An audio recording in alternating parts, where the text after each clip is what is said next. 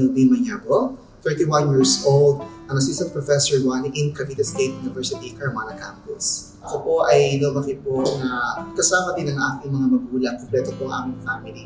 Pero compared po sa iba, hindi po kami well off. Kami po ay 3 kakapatid. Panganay ko po ay babae, ang bunso po ay babae, at ako lang po ang nag-iisang lalaki sa pamilya. Gaya po nung sinasabi ng mga tita-tito ko na bakit daw ang lampot-lampot ko, pero ang laging sinasabi ng magulang ko, hindi sa kahis lang yan, titigas din yan paglaki yan.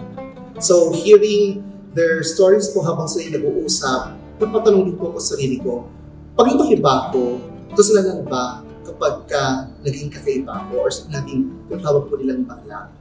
Sabi po ng iba, kapag bakla, salot, problema ng lipunan. At ayoko po na dumating sa punto na ikahiya ako ng mga magulang ko na bakla na nga ako, wala pa akong maitulong sa pamilya.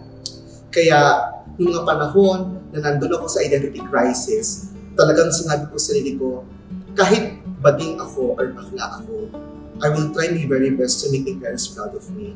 Gusto kong ipatunayan sa kanila na kapag bakla, hindi lang salon o parlor magkakaroon ka.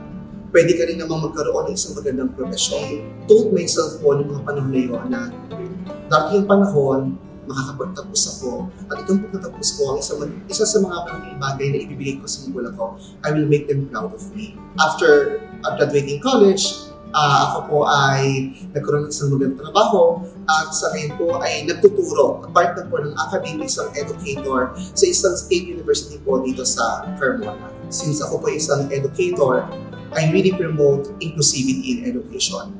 I always make sure po sa klase na yung aming classroom, hindi lamang siya four-sided corner room na kung saan magkakaroon ng learnings ng aking mga estudyante. But I make sure that the classroom will serve as a sanctuary of respect, openness, and understanding. Sa panahon po ngayon, may mga bata na rin po, ang estudyante na rin ako na kagaya ko na kabilang sa LGBT community. And I always make sure that they are involved in the decision-making process inside my class. So andun po yung empowerment. I believe na lahat po ay may significant impact sa ating society at sa ating community. At lahat po ay may ambag sa kung anong ginagawa natin sa araw-araw ng buhay. Despite the many struggles that we may encounter, despite the many challenges po na harapin natin, let us continue loving ourselves. Let us continue raising our flag. No? Magpatuloy lang tayo sa pag-raise ng flag natin. Ipakita natin sa community na hindi tayo iba sa kanila. Na tayo ay may boses, na tayo ay may ambag, na tayo ay may magagawa para sa ikabubuti ng ating community.